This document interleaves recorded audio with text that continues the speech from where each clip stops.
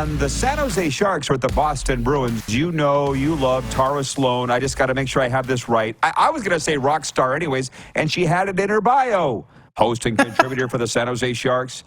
NBC Sharks. What's going on, Tara? How are you, girl? I don't think I have rock star in my bio. I'm not that self-realizing. Yes, you do. Yes. I leave that to other people. No, you do. I'm a reformed Bud rock and roll. Stage at Home, Joy Drop Rock Star, INXS, Loudmouth. Oh, that's the show. Somebody fill this in? I was on was called Rockstar in Excess. So I'm not calling myself a rock star. Can I call you a rock star? Yes, that is for other people to say. I got you. Of course, I would never call you a loudmouth, but that is your job. Mm-hmm. How's it been going? How's it been going doing that with the San Jose Sharks? Lovely town. The team's been struggling a bit, though. How's it going for you? Yeah, well, really shaky start to the season, as everybody who follows hockey knows. But, all of a sudden, about 11 games ago, General Manager Mike Greer came into the room, which signaled that things really needed to shift. And all of a sudden, the team is playing .500 hockey. So it's not feeling as dire. They're heading out on their longest road trip of the season. They have not, I don't think they've won a game on the road. So this is going to be a true test of this newly cohesive unit, but things are feeling better. But yes, it was a little grim at the beginning. It's, no team wants that kind of start to their season. Yeah, well, hey, how it ended was, I believe, the win over the Oilers. We all heard Edmonton's side. I mean, you were part of the Sportsnet crew hyping that for years. Now you're on the other side. We never heard the Sharks side of that win that night. What was that like? I mean, obviously, we knew that this was an Oilers team that's coming in with their own set of unexpected struggles. I think the difference here is nobody really expects the Sharks to be great. We're really in the midst of a rebuild, so a different kind of energy, but certainly knew that there were weaknesses that could be exploited. And, I think when the Sharks are able to have a game where they play as a team and everybody does what they're supposed to do, things tend to go right. So, I mean, certainly it feels really good beating that team specifically. Yeah, no, that team. I like it. You're a Calgary girl, are you not? Is that why you would refer to it as that team? Is that an old word? No. Listen, I have a soft spot in my heart for all the Canadian teams, honestly. I mean, having covered them so extensively.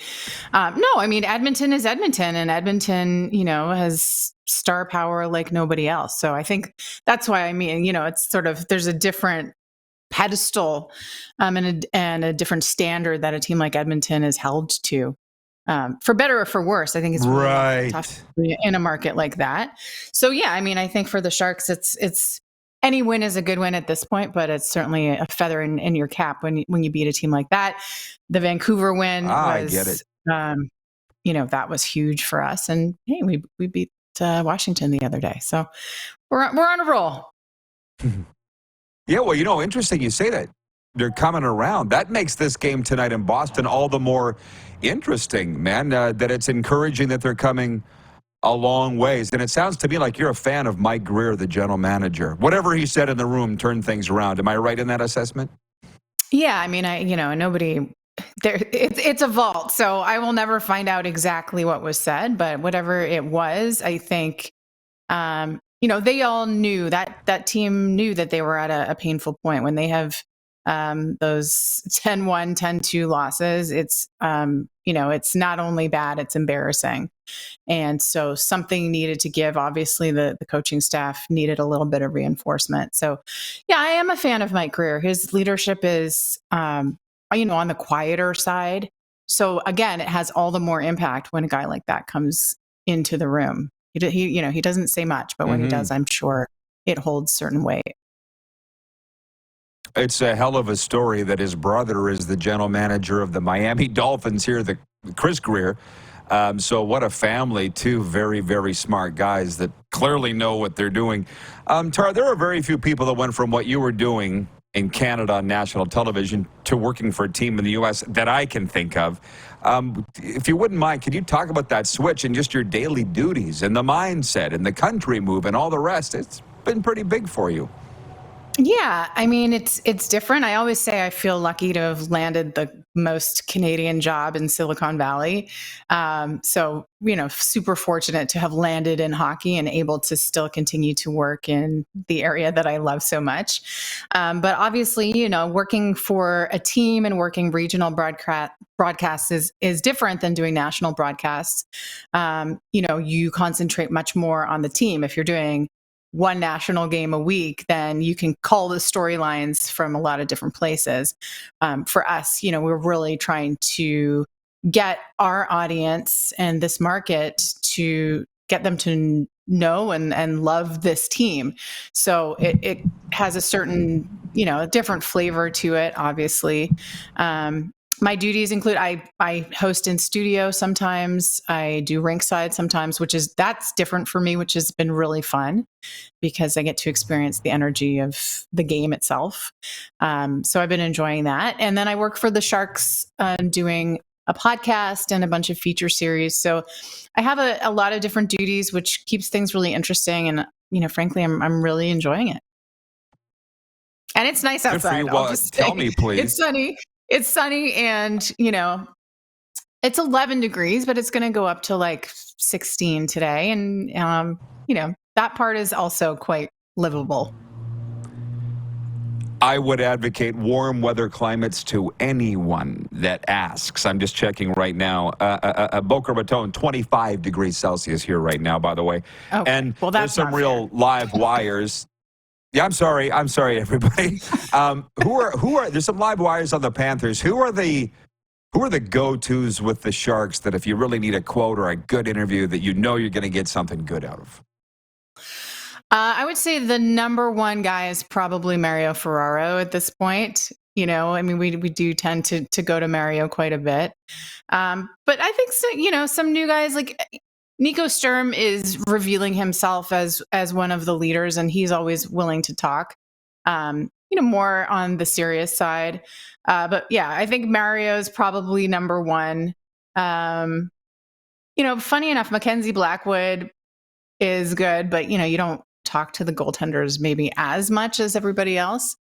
And then I think Anthony Duclair, he has stepped up in a leadership position, been very transparent when the team's not doing well. And, I think he has a great perspective on hockey and on the world. Cool. I appreciate that. And I'll wind it up with this. A little later on in our show, we're going to do our top 5 and bottom 5 teams in the NHL. And it's not hard to figure out where I've got the Sharks. They're 32nd in the NHL. But tell our viewers why. It's just the standings, man. It's not like the Orioles suspending their broadcaster for reading the stats. I know what I mean? Right? That was awful. It was so awful. Tell our viewers why the Sharks are going to be better than people think. I think they have a lot of heart. It's nobody said it was going to be easy, and it's proving to be exactly that. But I think this is a team that is really motivated to discover their identity. The coaching staff is really, really determined and I think able to straddle that balance between, pushing when needed, but also maintaining a sense of positivity. So I think, just look at the last 10, 11 games. I think that is reason enough to believe that the Sharks can start to improve and they're winning some games. So I'll be watching really closely on this road trip and see how they do. But I really hope it starts to turn into one of those sort of feel-good redemption stories. It would make your job a whole lot easier, I'm sure. Tara, you're right. As always, big fans here at the RP show and our audience. I appreciate the time, and go Sharks. Thank you. Happy holidays. Thank you, and to you. Tara Slone of the San Jose Sharks podcast, website, and television broadcasts.